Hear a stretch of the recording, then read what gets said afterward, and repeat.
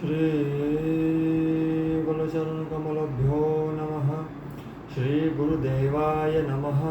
श्रीमते निम्बार्काचार्य नमो नमः। श्री नारायणं नमस्कृत्य नरं चैव नरोत्तमं देवीं सरस्वतीं व्यासं ततो जयमुदीरये। कस्तूरितिलकं ललाटपटले वक्षस्थले कौस्तुभं नासागृहवरमौक्तिकं करतले वेणुकरे कङ्कणं सर्वाङ्गी हरिचन्दनं सुललितं कण्ठे च मुक्तावली गोपस्त्रीपरवेष्टितो विजयते गोपालचूडामणिम्। सत्यं व्रतं सत्यं परं सत्यजयोनि निहितं च सत्ये सत्यसतमृतसत्यनित्रं सत्यात्मकं त्वां शरणं प्रपद्ये। कृष्णाय वासुदेवाय हरये परमात्मने प्रणतः क्लेशनाशाय गोविन्दाय नमो नमः। श्री राधा साध्यं साधनं यस्य राधा मंत्रो राधा मंत्रदात्रीं च राधा सर्वं राधा जीवनं यस्य राधा राधा राधा वाचिकं तस्य शेषम्। पवन पुनीत ये अवसर, ये सत्यनारायण की कथा पूर्णिमा के शुभ अवसर पर, रक्षाबंधन के शुभ मुहूर्त पर, शुभ अवसर पर हम श्रवण कर रहे हैं। श्रावण पूर्णिमा जो 28 तारीख की आज की है, हमने बताई थी। राखी बांधने का मुहूर्त भी आज का ही था। तो सत्य स्वरूप भगवान सत्यनारायण की कथा हमने निर्णय लिया था कि हम हर पूर्णिमा कहेंगे। तो भगवान ने अभी पीछे तो कथाएं पूर्ण हो गई, जो हम हर पूर्णिमा को 1 या 2 कथाएं आपको या कुछ प्रसंग हमने आपको सुनाए थे, वो तो पीछे आप सुन सकते हो। ऐसा नहीं है कि हम नहीं ही करेंगे हर बार। ये तो भगवान की कृपा कि हमें पुनः बोलने के लिए ठाकुर जी ने प्रेरित किया और समय वैसा मिला कि हम सत्यनारायण की कथा आपको कुछ क्षण ही सही, कुछ समय ही सही सुनाए। क्योंकि सत्यनारायण की कथा जीवन में प्रतिष्ठित करने वाली है। जिस व्यक्ति के जीवन में सत्य नहीं होता, जिस व्यक्ति के जीवन में सत्य से भरा आचरण नहीं होता, जिस व्यक्ति के जीवन में सत्य में पूर्ण निष्ठा नहीं होती, वो चाहे कुछ भी कर ले, वो परमात्मा को प्रसन्न नहीं कर सकता। वो प्रसन्न तो नहीं कर सकता, लेकिन स्वयं तक भी नहीं पहुंच सकता।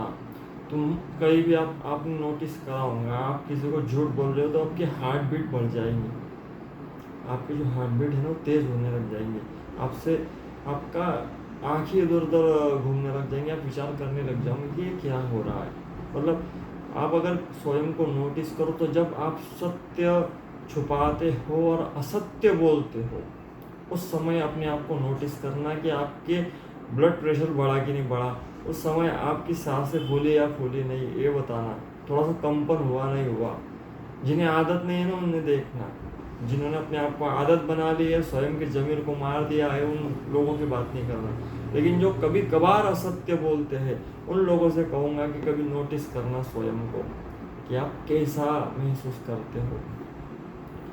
क्योंकि सत्य आपकी प्रतिष्ठा कराने वाला है। सत्य, जिस वाणी में सत्य नहीं होता वो वाणी प्रभाव को प्राप्त नहीं होती, और जिस वाणी में सत्य होता है वाणी प्रभावशाली होती है। हो सकता है कईयों को कड़वा लगे, हालांकि शास्त्रों में और नीतिकारों में ये भी लिखा गया है कि सत्य कड़वा नहीं होता। उसे अपनाने वाले को वो कड़वा लग सकता है क्योंकि उसे असत्य की आदत है। सत्य कड़वा नहीं होता, वो प्रिय ही होता है, और प्रिय ही बोलना चाहिए सत्य बोलते समय। तो अपने जीवन में अगर तुम सत्य की प्रतिष्ठा करोगे तो तुम स्वयं तक पहुंच जाओगे। अभी तो तुम मन के मारे फिर रहे हो, विचारों के मारे फिर रहे हो, बुद्धि तुम्हारी गड़बड़ा गई है, इसी में लगे पड़े हो। किसी को मोह ने सता रखा है, किसी को काम ने सता रखा है, किसी को अज्ञान ने सता रखा है, कहीं ना कोई ना कोई फंसा पड़ा है मेरे प्यारे। और इन सब झंझटों से निकलने के लिए आपको क्या करना चाहिए? तो बोले सत्य का आचरण करो। वो क्या करे? ज़्यादा झूठ मत बोलो। जितना झूठ बोलोगे अपने दिमाग पर लोड उतना बढ़ता चला जाएगा। कोई पूछे कि हमारे जीवन में मानसिक तनाव अत्याधिक है, मानसिक लोड अत्याधिक है। इसका कारण क्या है? उसका कारण केवल एकमात्र है, तुम अत्याधिक झूठ बोल रहे हो, तुम अत्याधिक छल कर रहे हो, तुम स्वयं से भी झूठ बोल रहे हो। अगर लोगों से नहीं बोल रहे तो स्वयं से बोल रहे हो, क्योंकि जैसे तुम्हें रहना चाहिए तुम वैसे नहीं रह रहे, इसलिए भी तुम्हारे ऊपर लोड बढ़ रहा है, तुम्हारा मानसिक तनाव बढ़ रहा है, बुद्धि भ्रमित है, मन में उथल पुथल है। ये किसके होती है? जिसके आचरण में और वाक्यों में गड़बड़ी हो मेरे प्यारे।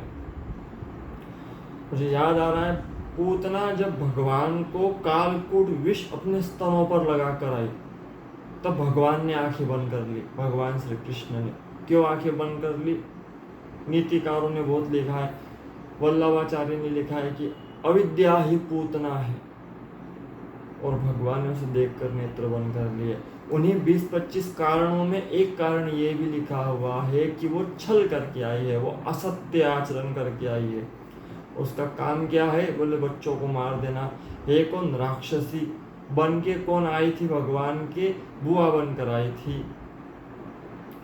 तो ऐसे समय में भगवान ने उसके दोष न देखते हुए भी उसके गुण को देखा कि ठीक है, मुझे दूध ही पिलाने आई है तो मैं इसका कल्याण करूंगा, और माता यशोदा की गति उस राक्षसिनी को दे दी। भगवान का अपना स्वभाव है कि तुम्हें तारने का कोई बहाना ढूंढ ही लेगा, लेकिन मेरे प्यारे तुम अगर छलावे भरे वचनों से जाओगे तो भगवान तुम्हें देखेगा भी नहीं। असत्य आचरण करके अगर कहोगे कि तुम ही माता और तुम ही पिता, त्वमेव माता च पिता त्वमेव, तो नहीं, वो सुनेगा नहीं, उसे तुम्हें देखने में संकोच होगा। क्यों? क्योंकि तुम बाहर बोल कुछ रहे थे, उधर कर कुछ रहे हो, और हो कुछ। ऐसों को भगवान नहीं देखता। ये 3 लक्षण जिसमें दिख जाए भगवान से नहीं देखता। जो बोल कुछ रहा है, करता कुछ है, और है असल में कुछ, ये भगवान को पसंद नहीं। ये छलावा तुम उसके सामने तो मत करो। हम तो ये कहते हैं कि भगवान के सामने जाओ तो कह दो कि मैं पापी हूँ, पापो हम पाप कर्मा, हम पापात्मा पाप संभव। संभव है कि भगवान मैं अभी पापी हूँ, पाप करता हूँ, करता रहूंगा और करूंगा भी, इसकी कई संभावनाएं हैं, लेकिन आपका हो हरि शरणम कह दो। ऐसा अगर 3 बार भी उच्चारण कर लोगे और भगवान से कह दोगे कि मैं आपके शरण हूँ, तो भगवान को आपको देखना ही होगा मेरे प्यारे, उसे आप पर दृष्टि डालनी होगी। लेकिन कब? जब तुम इतने डेडिकेशन के साथ जाओगे। भक्ति कोई दिखावे का नाम नहीं है, कोई आडंबर नहीं है भक्ति की। किसी ने 10 लोगों ने कह दिया कि हाँ भक्ति, भक्ति समर्पण का नाम है। जितना डेडिकेशन होगा उतनी भक्ति बढ़ेगी, जितना समर्पण होगा भगवान के प्रति उतनी भक्ति तुम्हारी विस्तारित होती चली जाएगी।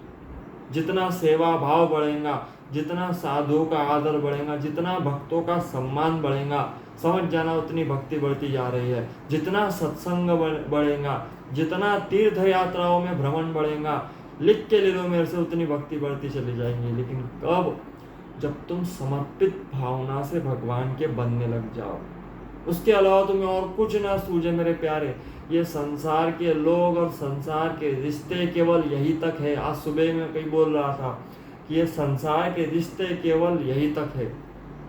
ये ना तुम्हारे शमशान के बाद काम आने वाले हैं, ना शमशान ले जाते हुए काम आने वाले हैं। कोई ना कोई तो कर ही देगा तुम्हारी अंतिम क्रिया, लेकिन असली जो रोल है वो मृत्यु के बाद प्रारंभ होता है कि तुम मृत्यु के बाद तुम्हारी सिचुएशन क्या हुई और जीवन भर की भूमिका में तुमने क्या किया।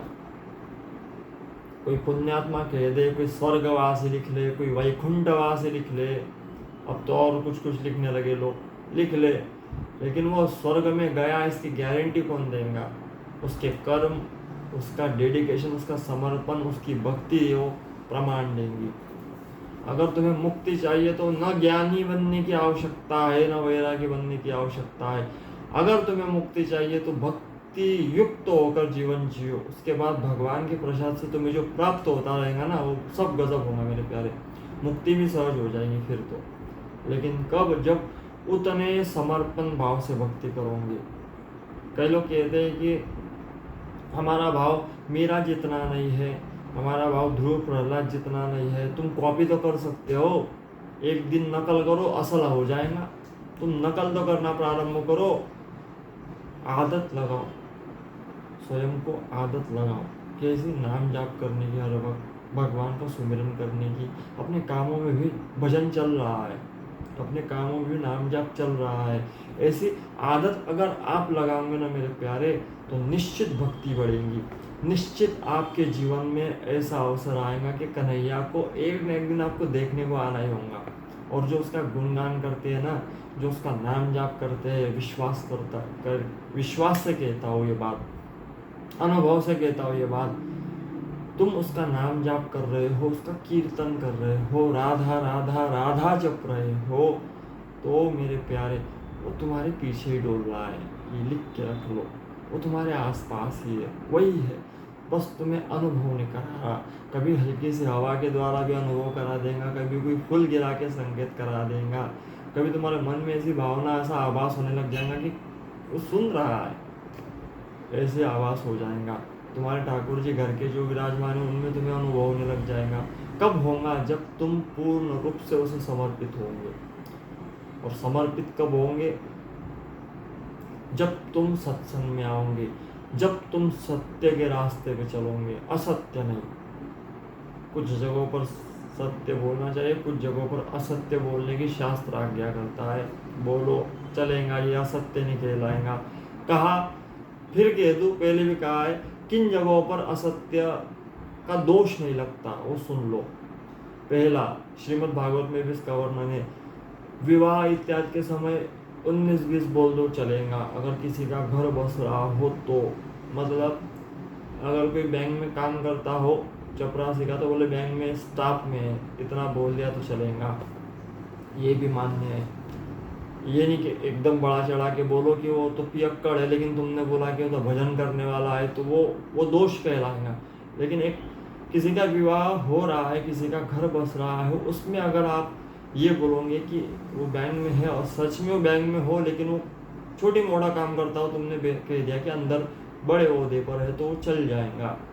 बैंक में तो है, मुड़ा मुड़ा के कहा बात आएंगी तो बैंक में है, ठीक है ना, बैंक में कहा था कि बैंक में है, अब पद उसका बढ़ेगा आगे चल के, उतनी सब्र रख ले तो इतना चल सकता है।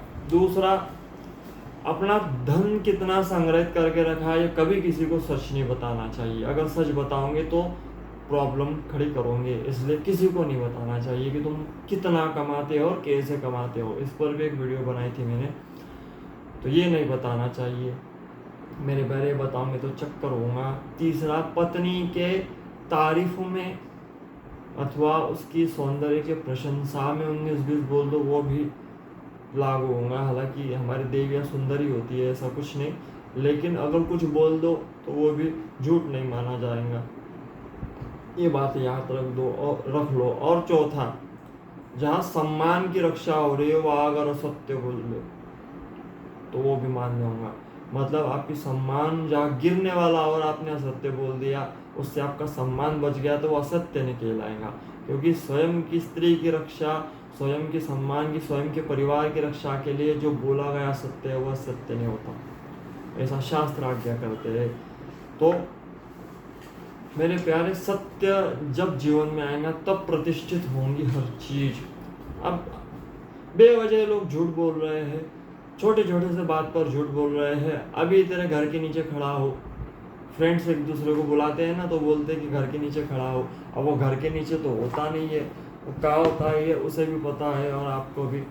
वो नालायक घर से ही ना निकला होता है और कहता है कि मैं तो बाहर ही खड़ा हूँ, तू आ जा, लेकिन वो बाहर नहीं होता मेरे प्यारे। क्यों नहीं होता?